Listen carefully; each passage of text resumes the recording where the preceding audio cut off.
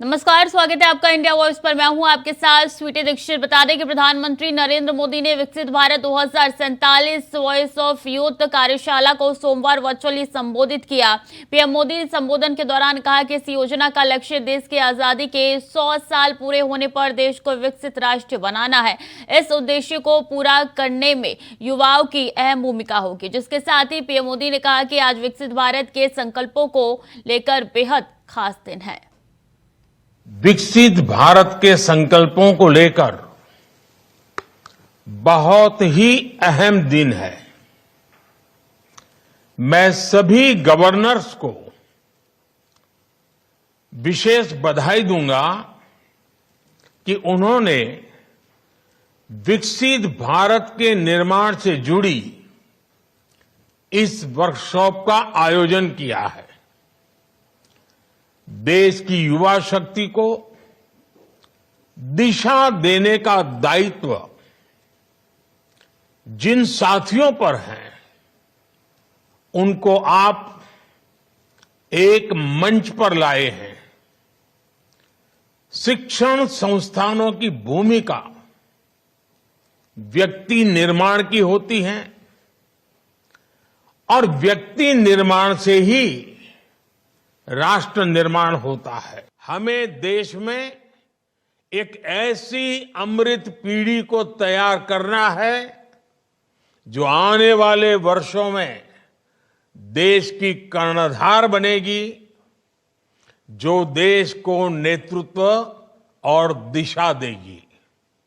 हमें देश के एक ऐसी नौजवान पौध को तैयार करना है जो देश हित को सर्वोपरि रखते, जो अपने कर्तव्यों को सर्वोपरि रखें। साथियों, हमें प्रगति के जिस रोड मैप पर चलना है, वो सिर्फ सरकार तय नहीं करेगी, उसे देश तय करेगा।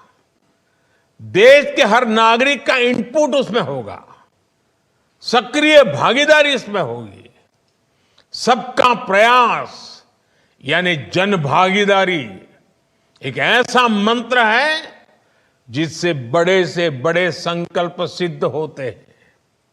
स्वच्छ भारत अभियान हो, डिजिटल इंडिया अभियान हो, कोरोना से मुकाबला हो, वोकल फॉर लोकल होने की बात हो, हम सभी ने सबका प्रयास की ताकत देखी है। सबका प्रयास से ही विकसित भारत का निर्माण होना है। आज हर व्यक्ति, हर संस्था, हर संगठन को इस प्रण के साथ आगे बढ़ना है कि मैं जो कुछ भी करूंगा वो विकसित भारत के लिए होना चाहिए। आपके लक्ष्य, आपके संकल्पों का ध्येय एक ही होना चाहिए, विकसित भारत। बीजेपी ने मोहन यादव को मध्य प्रदेश का नया मुख्यमंत्री नियुक्त किया है। मोहन यादव उज्जैन दक्षिण से विधायक है और वो शिवराज सरकार में मंत्री थे। बता दें कि मोहन यादव को आरएसएस का बेहद करीबी माना जाता है। वहीं जगदीश देवड़ा और राजेश शुक्ला को डिप्टी सीएम बनाया गया है। वहीं नरेंद्र सिंह तोमर को विधानसभा स्पीकर बनाने की घोषणा की गई है।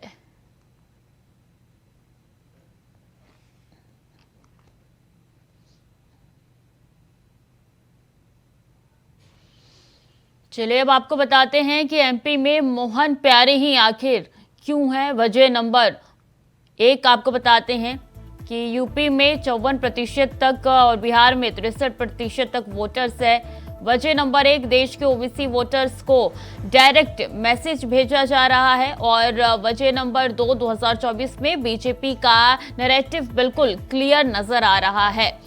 तीसरी वजह बताते हैं, यूपी बिहार में सीधा असर जो है इसका देखने को मिलेगा, सीधा संदेश जाएगा। और चौथी वजह पे अब रुक करेंगे, लालू अखिलेश के वोटर्स को साधने की कोशिश भी मोहन यादव द्वारा की जा रही है। पांचवी वजह है कि यूपी में 54% तक वोटर्स है यादव और बिहार में 63% तक यादव वोटर्स है। इस कारण से ही इनको सीएम बनाया गया है एमपी का।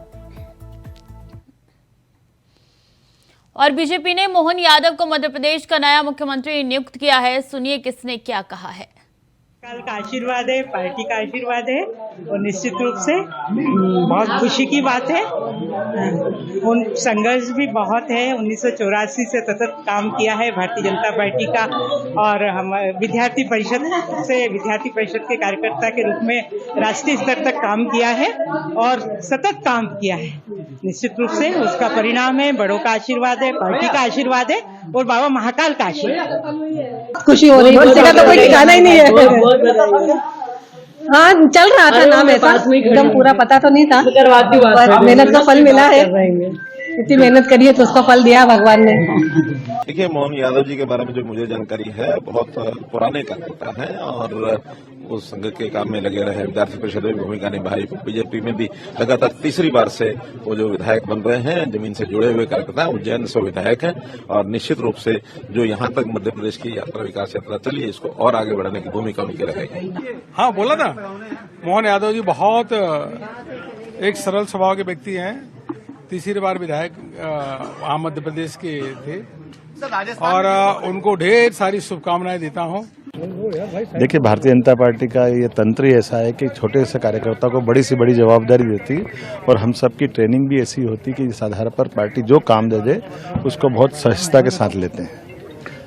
मैं बाबा महाकाल की कृपा और माननीय यशस्वी प्रधानमंत्री नरेंद्र मोदी जी, माननीय गृह मंत्री अमित शाह जी, राष्ट्रीय अध्यक्ष माननीय नड्डा जी और हमारे यशस्वी मुख्यमंत्री माननीय शिवराज सिंह जी चौहान, हमारे सभी नेतृत्व का माननीय नरेंद्र सिंह जी, माननीय कैलाश जी विजयवर्गीय, माननीय प्रहलाद पटेल जी, राकेश सिंह जी, माननीय वीडी शर्मा जी, सभी के साथ हमने मिलकर के आज विधायक दल की बैठक में बैठे थे और आकस्मिक में तो सहजता से अपना पीछे की पंक्ति में बैठ करके अपना काम कर रहा था। अचानक वहाँ जो घोषणा की है मैं निश्चित रूप से सबका आभार भी मानता हूँ। और मैं माननीय यशस्वी प्रधानमंत्री माननीय नरेंद्र मोदी जी का, माननीय गृह मंत्री अमित शाह जी का, यशस्वी राष्ट्रीय अध्यक्ष माननीय जेपी नड्डा जी का, मैं हमारे प्रदेश के यशस्वी मुख्यमंत्री माननीय शिवराज सिंह जी का, यशस्वी अध्यक्ष माननीय वीडी शर्मा जी का, हमारे अपने वरिष्ठ नेता माननीय नरेंद्र सिंह जी तोमर साहब का, माननीय कैलाश जी विजयवर्गीय राष्ट्रीय महामंत्री भाजपा, माननीय प्रहलाद पटेल जी वरिष्ठ नेता, माननीय राकेश सिंह जी और सभी और आज विधायक दल के नेता के नाते से हमने सबने मिलकर संकल्प किया, मेरे जैसे छोटे कार्यकर्ता को एक बड़ी जवाबदारी दी। मैं जवाबदारी की बहुत खुशी हो रही है, जब भी जान के आप सबके सामने पता चला, बता नहीं सकते कि बहुत कितनी खुशी हो रही है। बहुत बहुत धन्यवाद आप सबका, बहुत खुशी हो रही है। जय श्री महाकाल, जय महाकाल। भारत के प्रधानमंत्री नरेंद्र मोदी जी का, दुनिया के सर्वाधिक लोकप्रिय नेता, देश के गृह मंत्री, भारतीय राजनीति का चाणक्य, जिन्होंने मध्य प्रदेश के चुनाव में प्रधानमंत्री नरेंद्र मोदी जी के नेतृत्व में मध्य प्रदेश की मन में मोदी और मोदी जी के मन में मध्य प्रदेश का ध्यान को जनता ने आशीर्वाद दिया। कुशल रणनीति अमित शाह जी के साथ भारतीय जनता पार्टी के सम्मानीय राष्ट्रीय अध्यक्ष जेपी नड्डा जी का जो आशीर्वाद मिला, मैं हमारे नेतृत्व को, माननीय प्रधानमंत्री जी, माननीय अमित शाह जी, माननीय नड्डा जी को और भारतीय जनता पार्टी के हमारे नेता जो मुख्यमंत्री शिवराज सिंह चौहान को भी, पूरे नेतृत्व को बधाई देता हूँ। और सुप्रीम कोर्ट ने अनुच्छेद 370 पर एक बड़ा फैसला सुनाते हुए 5 अगस्त 2019 को लिए गए सरकार के फैसले को सही बताया। ये रिपोर्ट देखिए। राष्ट्रपति संसद की सिफारिश पर यह घोषणा करते हैं कि यह दिनांक जिस दिन भारत के राष्ट्रपति द्वारा इस घोषणा पर हस्ताक्षर किए जाएंगे और इसे सरकारी गैजेट में प्रकाशित किया जाएगा, उस दिन से अनुच्छेद 370 के सभी खंड लागू नहीं होंगे, सिवाय खंड 1 के नामक तदनुसार पढ़ा जाएगा।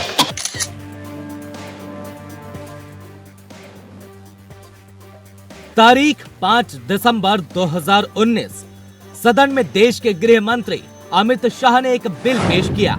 इस बिल ने सालों से चली आ रही जम्मू कश्मीर में विशेष राज्य का दर्जा खत्म करते हुए एक देश एक कानून के दायरे में ला खड़ा किया। शाह के इस ऐतिहासिक फैसले के खिलाफ विपक्षी पार्टियों ने मोर्चा खोल दिया था। जमकर विरोध हुआ, जमकर प्रदर्शन हुए, लेकिन इस फैसले के बाद घाटी में शांति कायम होने लगी।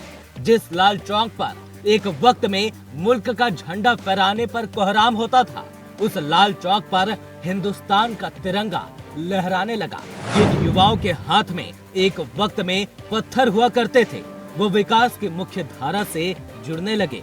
मगर सवाल उस सोच पर उठने लगे थे कि वो कौन है जो घाटी में अमन चैन का दुश्मन है। आलम ये रहा कि हुर्रियत के कई चेहरे इस फैसले के खिलाफ देश की सर्वोच्च अदालत पहुंच गए और इस फैसले के खिलाफ एक के बाद एक 23 याचिका दाखिल हुई, जिस पर 4 साल 4 महीने और 6 दिन के इंतजार और लंबी सुनवाई के बाद सोमवार को सुप्रीम कोर्ट ने अपना फैसला सुना ही दिया। और सरकार का वो फैसला बिल्कुल सही था, इस पर सुप्रीम कोर्ट ने मुहर लगा ही दी। When a proclamation under Article 356 is in force, there are innumerable decisions which are taken by the union government on behalf of the state government for the purpose of day-to-day administration. Every decision and action taken by the union executive on behalf of the state is not subject to challenge.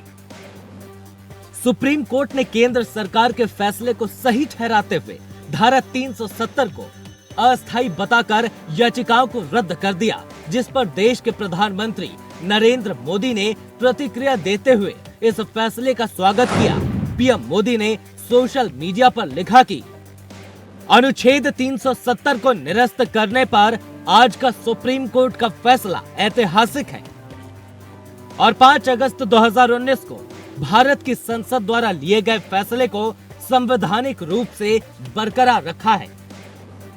ये जम्मू कश्मीर और लद्दाख में हमारी बहनों और भाइयों के लिए आशा, प्रगति और एकता की एक शानदार घोषणा है। न्यायालय ने अपने गहन ज्ञान से एकता के मूल सार को मजबूत किया है, जिसे हम भारतीय होने के नाते बाकी सबसे ऊपर मानते हैं। #नया जम्मू कश्मीर।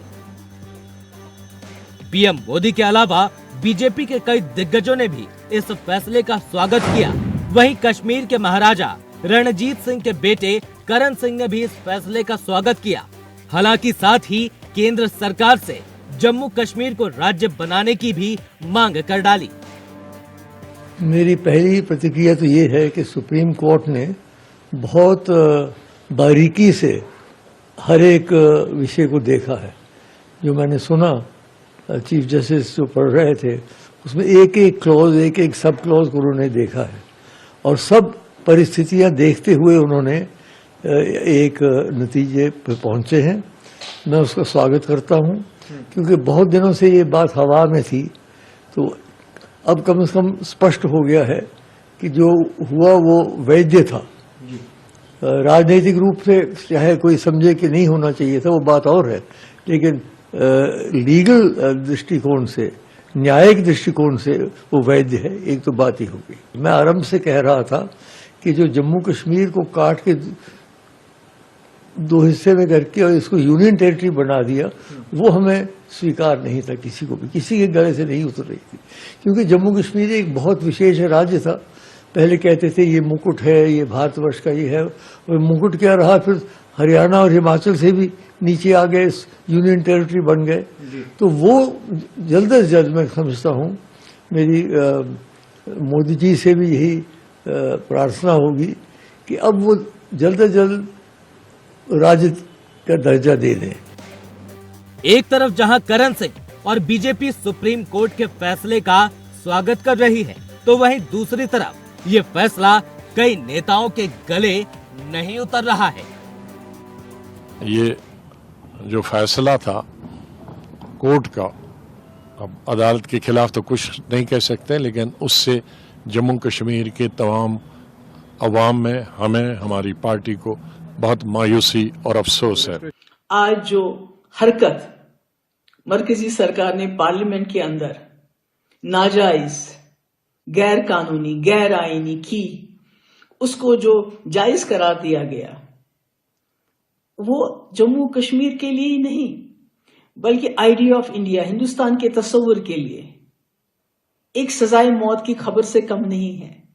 370 जब से ये देश में हमारे संविधान में शामिल हुई थी, उसी समय से ये टेम्पोररी के आधार पे हुई, ये टेम्पोररी एडहॉक मेजर। लेकिन उस समय ये 370 दिए गए थे, इसके पीछे जो कारण वो भी बताए गए थे। और ये सदन के अंदर हमारे अमित शाह जी ये कह रहे थे बड़े जोर शोर से सीना ठोक के हम पीओ को कब्जे में लाएंगे। अभी बताए कब पीओ को कब्जे में लाएंगे। ये चुनाव तो आते जाते रहेंगे, कम से कम इस चुनाव के पहले तो पीओ को तो कब्जे में लाया करो। नहीं, आज जो फैसला आया हम उससे मुतमईन नहीं है और हमारा मानना यह है कि ये कॉन्स्टिट्यूशनल मेजॉरिटी जो लोग कह रहे हैं, अब कॉन्स्टिट्यूशनल मोरालिटी की आज जीत हुई है और मेजॉरिटी मोरालिटी की कामयाबी हुई है। इसमें कोई दो राय नहीं है कि कश्मीर हमेशा से भारत का एक अटूट हिस्सा रहा है, बट अटूट हिस्सा जब हम कहते हैं तो उसका जो रिलेशनशिप है यूनियन से, उसको तो आप डिनाई नहीं कर सकेंगे।